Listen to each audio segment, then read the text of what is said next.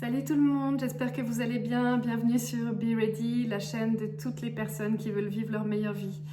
Alors aujourd'hui, on va aborder un sujet très important, un sujet qui fait malheureusement parler beaucoup de monde en ce moment suite à l'actualité qu'on a eue depuis la nuit du Nouvel An de 2026, du 1er janvier 2026.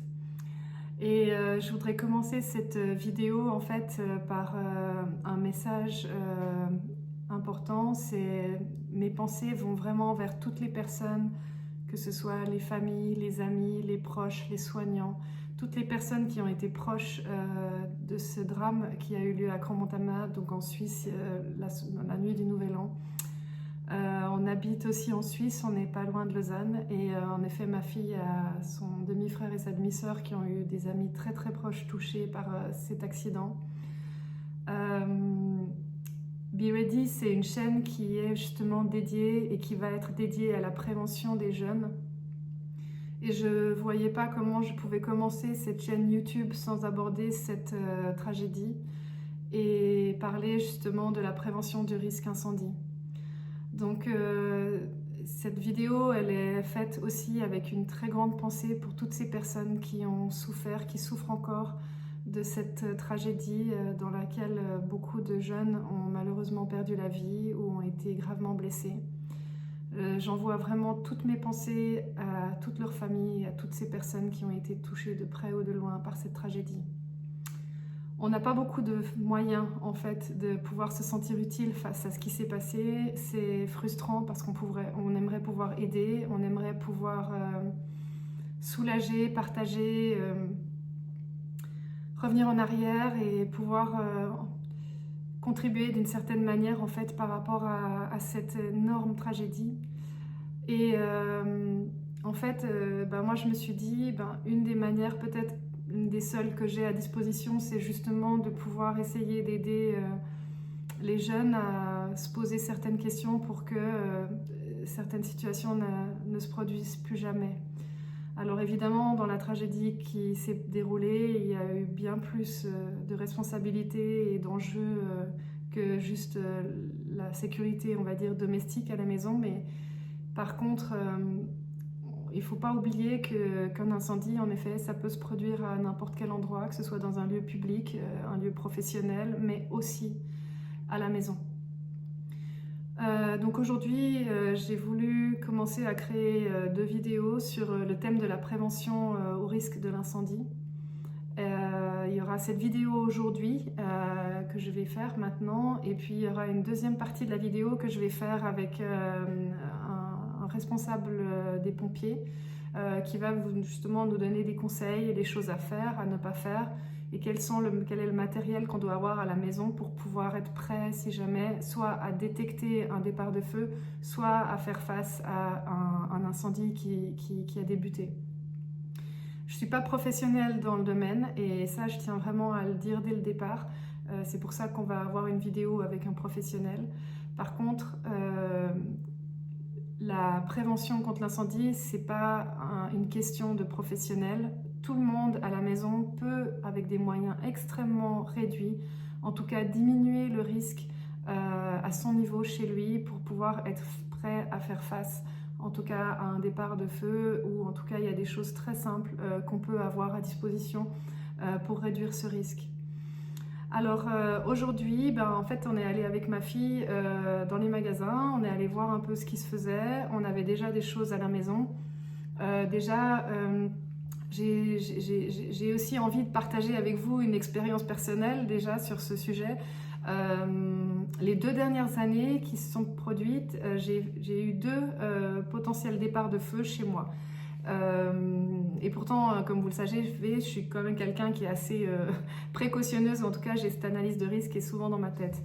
La première fois que j'ai eu un premier départ de feu, c'est simplement que je cuisinais là à la maison, et puis j'étais dans le jardin avec des amis, et puis j'avais juste mis du beurre dans une poêle, et en fait il a fallu d'une discussion d'environ 5 minutes avec mes amis dehors, oublier le fait que le beurre était dans la poêle, et je suis sortie, j'étais dehors, donc personne n'était en train de surveiller le feu dans la cuisine.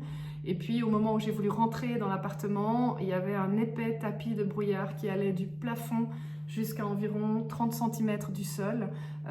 C'était rempli de fumée, je ne voyais pas d'un bout à l'autre de l'appartement, c'était rempli de fumée blanche. C'était vraiment la première expérience que j'ai eue vraiment de me rendre compte à quel point déjà la fumée elle apparaît très très très rapidement en fait. Il n'y avait même pas encore de flamme à ce moment-là. C'est uniquement le beurre brûlé qui avait généré cette fumée.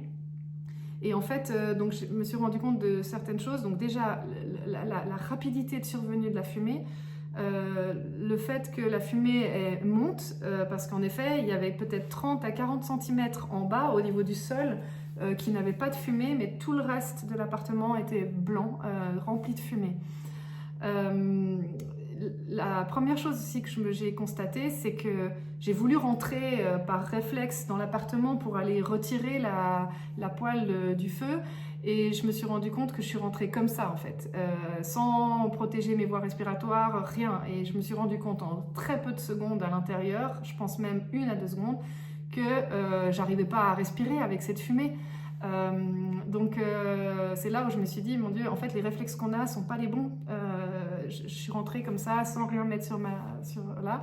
Je suis très vite ressortie et après j'ai couru en bloquant ma respiration pour pouvoir aller ouvrir une fenêtre, retirer ça du feu, et puis ensuite je ressortais, je re-rentrais, je ressortais, je ressortais et re-rentrais pour pouvoir ouvrir fenêtre après fenêtre en bas chez moi, plus à l'étage, pour pouvoir faire partir cette fumée. Mais là même, je me rends compte rétrospectivement, et c'est ce qui m'intéresse aussi, j'en discuterai avec le pompier dans le prochain épisode, c'est qu'est-ce qu'on doit faire? Est-ce qu'on doit rentrer dans un appartement qui a autant de fumée ou pas? Est-ce qu'il faut directement appeler les pompiers? Là, je me suis vraiment rendu compte que j'étais absolument pas préparée à la façon de réagir. Et puis, ce qui m'a aussi alertée, c'est qu'en fait, cette fumée, il y en avait tellement, mon appartement était rempli de fumée, en fait. Pourquoi aussi? Parce que j'avais aucun détecteur de fumée à ce moment-là. J'avais jamais pris le temps d'aller acheter un détecteur de fumée, je savais même pas, en fait, comment ça fonctionnait, etc. Et puis c'est vrai que ce jour-là, si j'avais eu un détecteur de fumée, quand j'étais à l'extérieur, même de l'extérieur, j'aurais entendu la sirène et j'aurais pu comprendre qu'il y avait quelque chose qui était en train de se passer à l'intérieur de l'appartement. Donc en effet, 5 minutes de discussion avaient suffi à remplir mon appartement de fumée. Et je suis rentrée dans cet appartement sans me poser de questions si c'était la bonne chose à faire, la bonne manière, etc. Donc, et tout ça à partir du beurre qui brûle dans une poêle pendant même pas 5 minutes, enfin, c'était très très rapide. Donc voilà, au jour d'aujourd'hui, on va parler de ça et je vais aussi vous expliquer ce qu'on a trouvé dans les magasins avec ma fille, quels sont les différents petits dispositifs qu'on peut déjà avoir très facilement chez soi. Et puis la prochaine vidéo, ça sera vraiment d'aborder en détail comment utiliser ces différents moyens. Donc là, je vais juste vous les présenter. Donc on allait dans des magasins un peu do it garden, près de chez nous. Donc on trouve ça partout. On a justement trouvé la première chose qui agit sur la partie détection. C'est donc un détecteur à fumée, d'accord?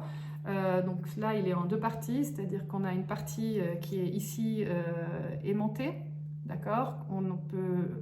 Il y a un adhésif au dos, on peut simplement le fixer au niveau du plafond. Et puis ensuite, on a la deuxième partie qui va donc se mettre, voilà, on va venir avec le détecteur à fumée, juste le mettre par force électromagnétique qui va tenir au niveau du plafond.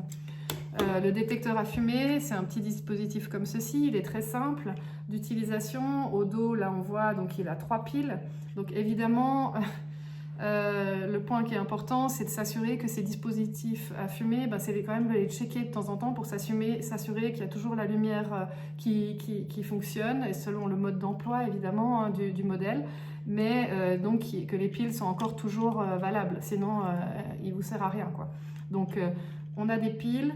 On a un petit dispositif très simple, évidemment toujours bien lire le mode d'emploi pour l'installer et pour l'utiliser.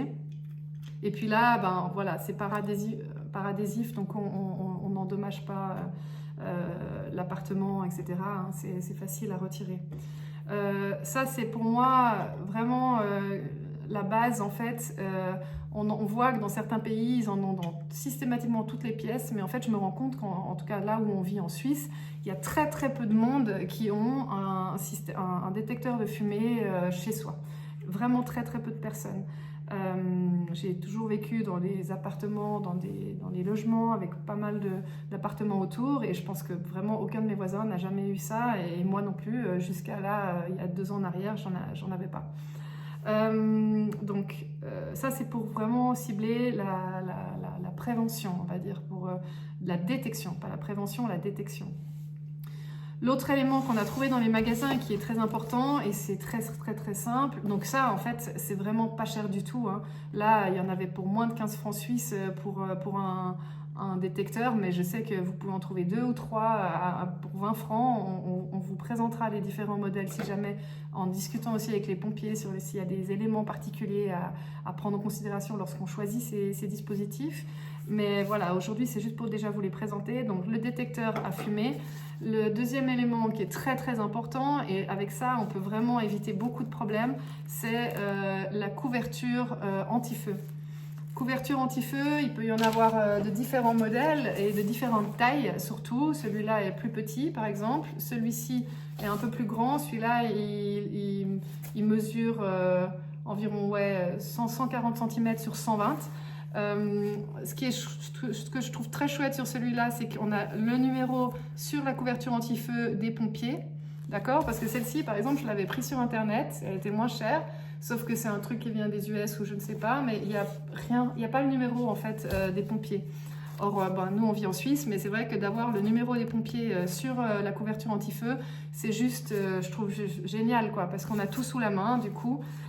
Cette couverture anti-feu, c'est important de la garder à proximité évidemment des lieux où il pourrait y avoir potentiellement un départ d'incendie. Donc souvent c'est la cuisine, mais on verra avec le pompier quelles sont les meilleures recommandations pour l'utilisation de ces différents produits.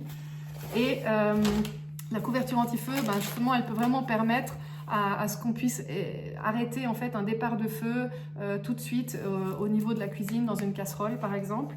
Si on ouvre, donc c'est pas parce que c'est rouge qu'il faut en avoir peur, hein, c'est important de se familiariser au niveau pratique et utilisation avec ces produits, parce que si on les connaît pas, le jour où on en aura besoin, on saura pas comment les utiliser. Donc là, quand vous sortez la couverture anti-feu, il y a des petites lanières pour pouvoir sortir facilement la couverture.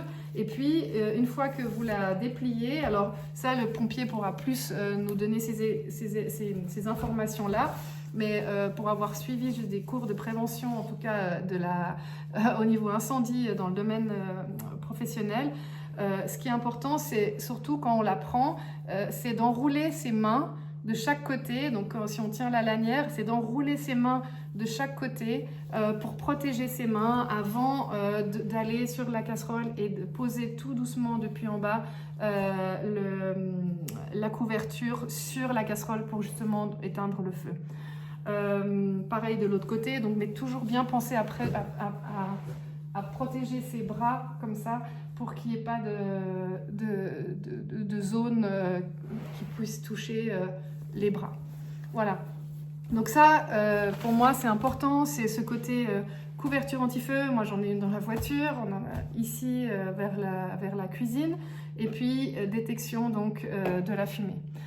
Maintenant, si vous habitez un appartement où il y a des étages, etc., il y a aussi un autre produit qui peut être important, mais j'ai hâte justement de demander aux pompiers, là c'est un peu plus un achat un peu plus conséquent, mais quand même j'ai hâte de demander aux pompiers ce qu'ils pensent de ce dispositif-là. C'est une échelle de secours.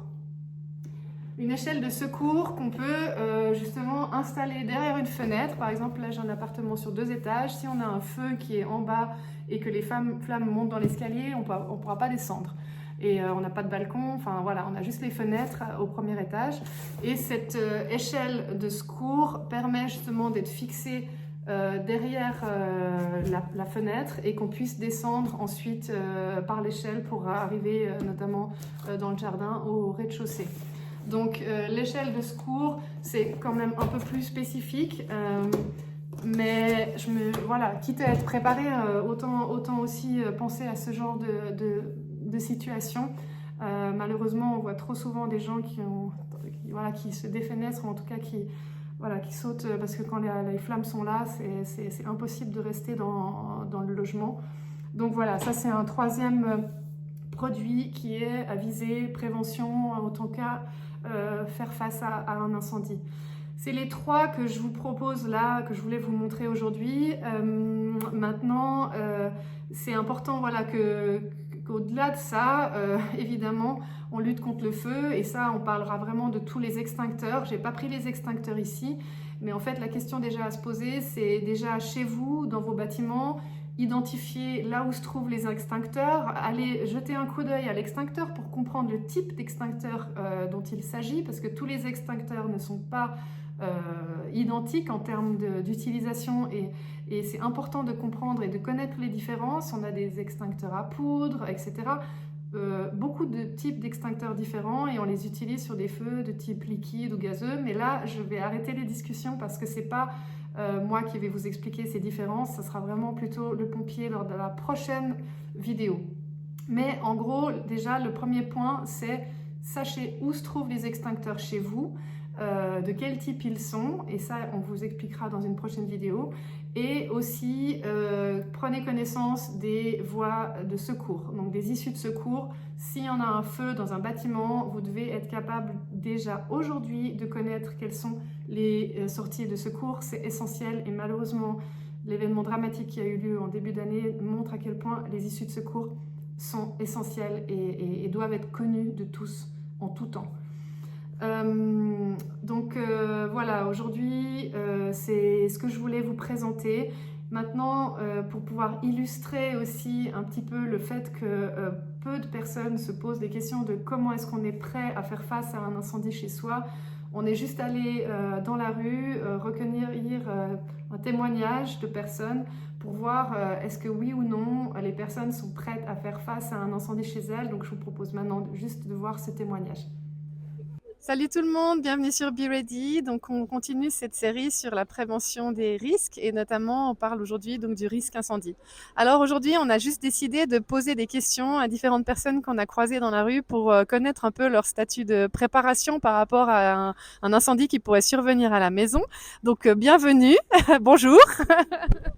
Alors la première question, c'est savoir, est-ce que vous avez dans vos domiciles des éléments qui pourraient favoriser en tout cas la détection en fait d'un incendie?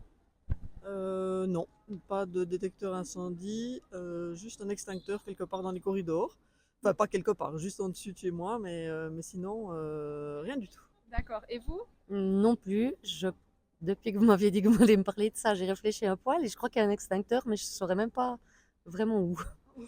D'accord, donc c'est vrai que parfois on se rend compte que on sait qu'il y a des choses, mais on ne sait pas où est-ce qu'elles se trouvent. Et puis par rapport à, donc ça c'était pour la partie détection, et si jamais il devait y avoir un incendie, par exemple dans votre cuisine, est-ce que vous avez de quoi faire face à cette situation? Ben, rien de particulier, en tout cas, pas de couverture anti-feu, pas de... Non, vraiment rien de spécial. D'accord. Rien non plus. D'accord. Alors bon, comme on a pu le voir tout à l'heure, donc on aura aussi l'explication des pompiers, mais les couvertures anti-feu et en effet un détecteur de fumée. Bon, on a été tout à l'heure dans les magasins, on a acheté pour environ 30 francs, et puis on verra comment plus tard du coup mettre ça en place pour pouvoir sécuriser en fait les habitations. Merci beaucoup en tout cas. Est-ce que vous avez un message à faire passer par rapport à la prévention incendie? Est-ce qu'il y a quelque chose que vous vous dites que vous aimeriez peut-être mettre en place chez vous? Ben non, mais maintenant que vous nous le dites, peut-être qu'une couverture anti-feu à la cuisine, ça serait peut-être pas mal, mais... Du coup, merci. Rien de plus.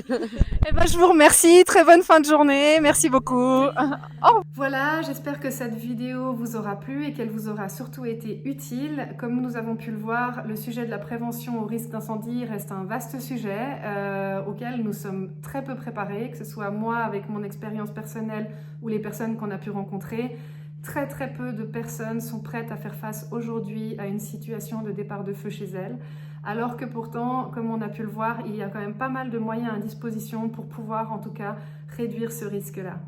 J'ai hâte déjà de la prochaine vidéo que nous allons réaliser en présence d'un pompier qui va non seulement pouvoir nous expliquer les différents types d'extincteurs et de situations auxquelles on peut être confronté lorsqu'on a un feu domestique. Et puis, il va aussi pouvoir nous aider à identifier comment et où installer ce genre de dispositif à la maison afin qu'il soit vraiment le plus efficace possible. Il y a encore une fois nécessité à comprendre quels sont les moyens qu'on a à disposition, mais surtout comment les utiliser de la meilleure manière possible. Je me réjouis déjà de vous retrouver dans cette prochaine vidéo. Je vous souhaite une très bonne fin de journée à tous. Je vous remercie et surtout je vous dis be ready.